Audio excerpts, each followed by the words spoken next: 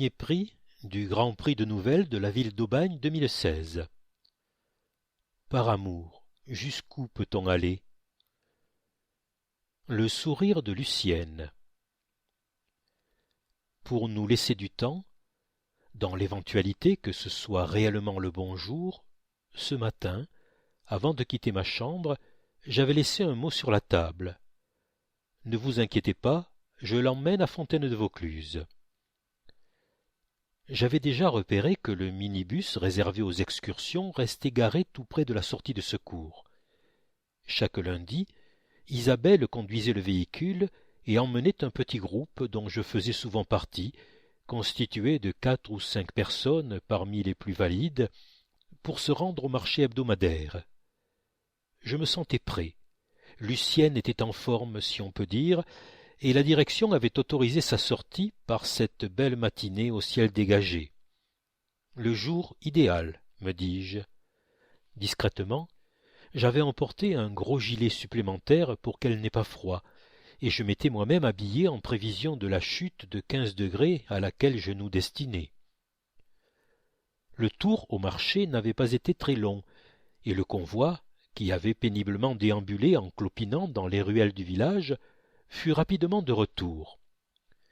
Après s'être garé, Isabelle prit par le bras madame Dumont et mademoiselle Faure pour les raccompagner, et je poussai l'ironie jusqu'à lui préciser de prendre son temps pour les installer dans leurs chambres respectives. Lucienne et moi pouvions attendre tranquillement. Les clés étaient restées sur le contact, alors je n'ai pas hésité. J'ai su que c'était le bon moment, et l'envie, soudain, me prit d'accomplir ce que chaque jour je me promettais de faire. Je passai au volant et démarrai doucement le midibus, conscient que les premières minutes seraient décisives. Comme un cadeau du ciel, un camion de livraison bloquait l'entrée principale du parking et les véhicules du personnel. J'ai donc pu emprunter discrètement la sortie de secours, celle qui débouche directement sur la route de Malaucène. Je m'efforçai d'apporter le maximum de concentration à chacun de mes gestes, cela faisait si longtemps que je n'avais pas conduit.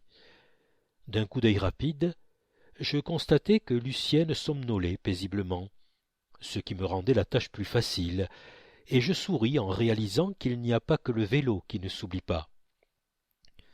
Je me sentais plutôt à l'aise, malgré le gabarit imposant du minibus, et je remerciai intérieurement tous ces moments d'observation minutieuse que j'avais accumulés stratégiquement à chaque sortie. Je passai devant la place des frères Provan et le terrain de boules, puis je franchis le rond-point encore bien encombré de touristes, avant de m'engager enfin sur la départementale 974, la route du Mont Ventoux. Je devais absolument dépasser la bifurcation à 2 kilomètres avant qu'il ne soit à mes trousses, car dès que notre évasion serait constatée, c'est par là qu'ils iraient nous chercher, vers la route de Carpentras, en direction de Fontaine-de-Vaucluse. Lorsque nous avons laissé la route de Flassan sur la droite, au carrefour du Galinier, j'ai su qu'une première étape était gagnée. Bien sûr, nous étions venus quelquefois en balade, au hameau des Baux ou de Sainte-Colombe, ou même jusqu'au fameux virage de Saint-Estève, mais il m'en fallait plus.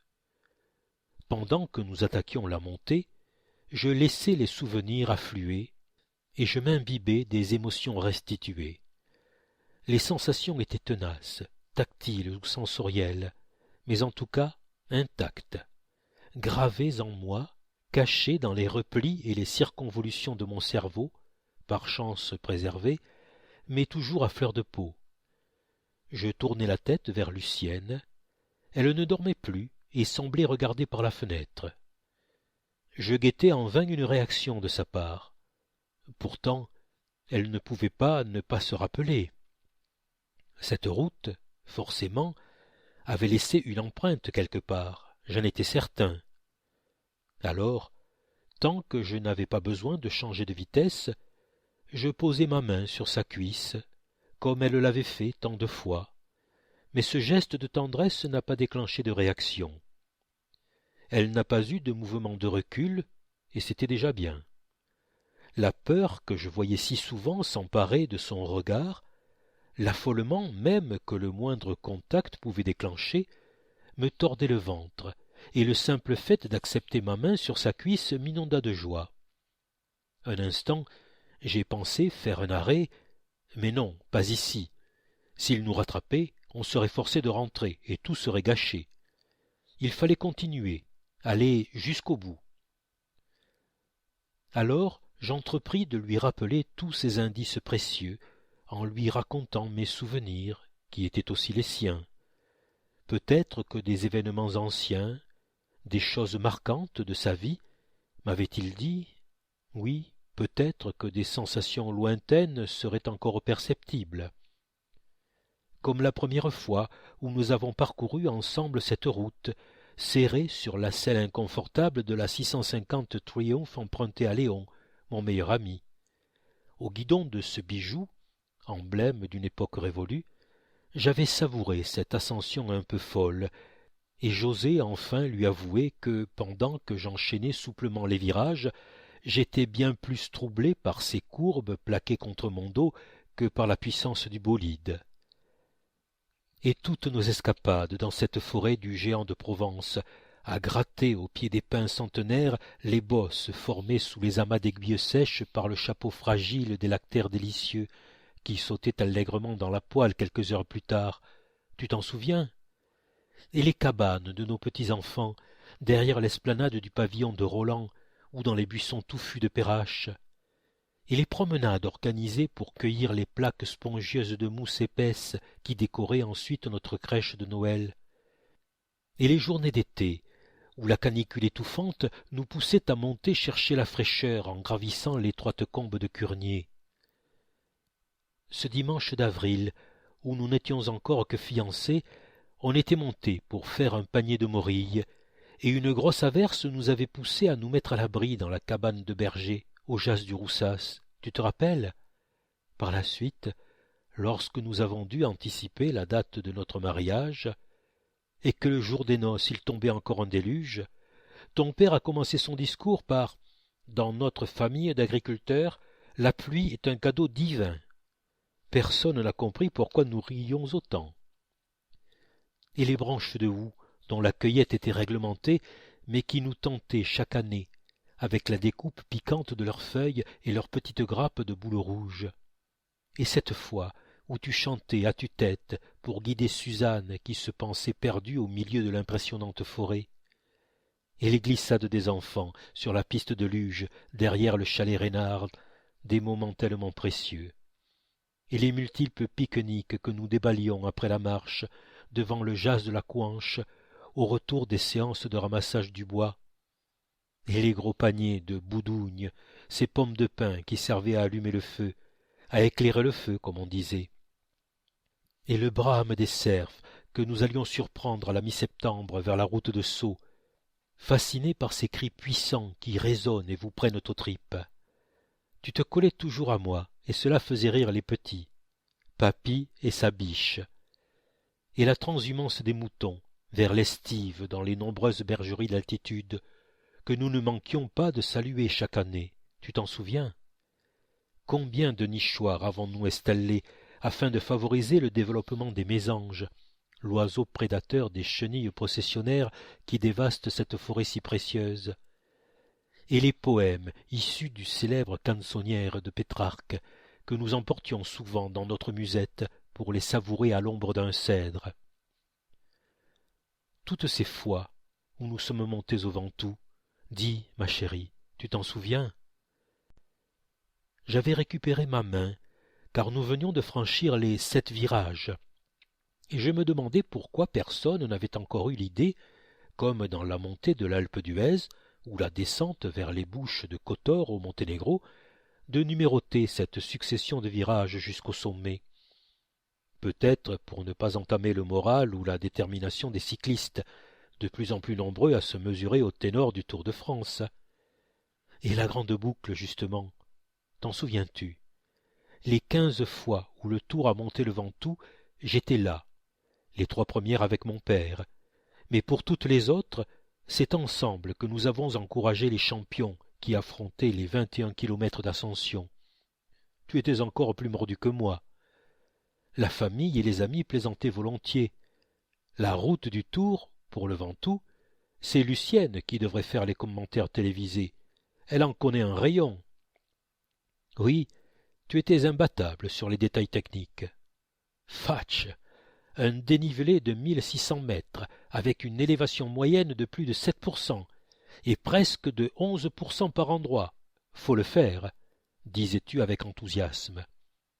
J'ai lu dans la presse que le Tour refaisait le Ventoux le 14 juillet 2016.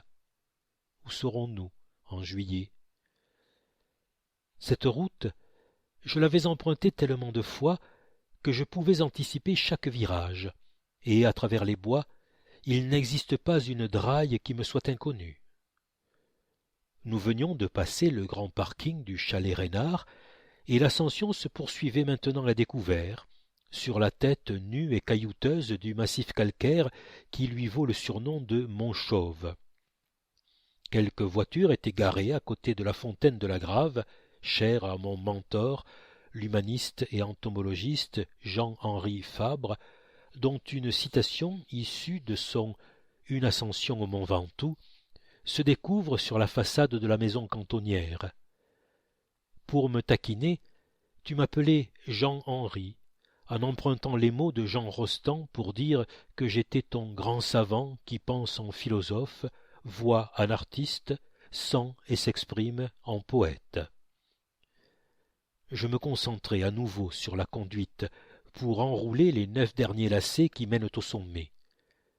Le vent était absent et je m'en réjouis. Tu te souviens, ma Lulu, un lundi de Pâques, où nous montions à pied par le chemin des Crêtes pour observer et comptabiliser les mouflons, le vent était si fort qu'au passage du col des Tempêtes, j'ai bien cru que nous nous envolions. Enfin, la cime, avec son imposante tour hertzienne que les livres de géographie situent à 1912 mètres d'altitude, fut à notre portée. Heureusement, il n'y avait pas grand monde sur la plate-forme sommitale et je pus me garer facilement. J'emmitouflai Lucienne de son gilet et d'une bonne couverture trouvée sur la banquette avant de manœuvrer le fauteuil roulant sur la rampe du véhicule. Un jeune couple nous observait. Je poussai péniblement le fauteuil sur le chemin caillouteux et l'immobilisai juste devant la chapelle Sainte-Croix où, chaque année, le 24 juin, le feu de la Saint-Jean donne le départ de l'embrasement de tous les autres feux des villages de la plaine. Et là, je sus que j'avais eu raison. Le ciel avait tenu sa promesse, et l'horizon était absolument dégagé. Le regard de Lucienne se fixait sur chaque détail du paysage qui s'étendait devant nous. On distinguait parfaitement les sillons des rangées de vignes et de cerisiers, les miroirs des serres cultivées et les méandres du Rhône vers Avignon, ainsi que le ruban lointain de l'autoroute et la cheminée d'Aramon. Au lointain, la vue s'ouvrait jusqu'à la mer qui se laissait deviner. Tout à coup, je le vis, enfin, un peu timide au début, puis éblouissant et lumineux, épanoui comme au premier jour. Le couple s'était rapproché, et la dame me demanda « Bonjour, je peux vous aider? Dans les cailloux, ce n'est pas facile. »« Merci, mais on est arrivé. En revanche, vous avez peut-être un téléphone portable. »« Oui, tenez. Je préférerais que vous appeliez pour moi, si cela ne vous dérange pas. Il faudrait leur dire que nous sommes à la cime du mont Ventoux et que tout va bien. » Elle prit la carte de visite que je lui tendais et me regarda, étonnée. « Maison de retraite Albert Artillan à Bédoin. Et vous avez conduit le bus jusqu'ici? Ah, si vous saviez, je suis prête à déplacer des montagnes. » Mais pourquoi? Elle aurait sûrement préféré un jour de pluie, mais je ne voulais pas qu'elle prenne froid. En plus, le panorama n'aurait pas été aussi beau. La prochaine fois, je l'emmène à Fontaine de Vaucluse. Elle aimait tellement contempler l'exsurgence de la Sorgue. Il faudra également retourner sur la plage de Beauduc, où nous allions camper, et faire aussi une sortie à l'Estaque, où nous avions un petit bateau. Mais pour une première, j'ai choisi notre belle montagne et l'évocation de tous ces moments qui ont rythmé nos 58 années de bonheur. Un sacré programme. Je ne peux me résigner à leur verdict, mais je ne suis pas un vieux fada sénile et pleurnichard. Non, je ne ressasse rien. Au contraire, je vais de l'avant, comme nous l'avons toujours fait. Les médecins m'ont dit que son présent était définitivement balayé par l'inondation brutale survenue dans sa tête, mais qu'avec un peu de chance, une ancienne émotion pouvait avoir été épargnée et pourrait ressurgir.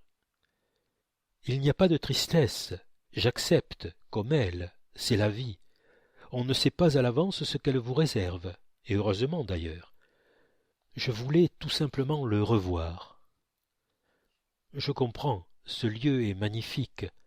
C'est important, je pense, de revoir ce panorama grandiose. Vous n'avez pas tout saisi. Ce n'est pas le panorama qui est si important à mes yeux, c'est le sourire de Lucienne.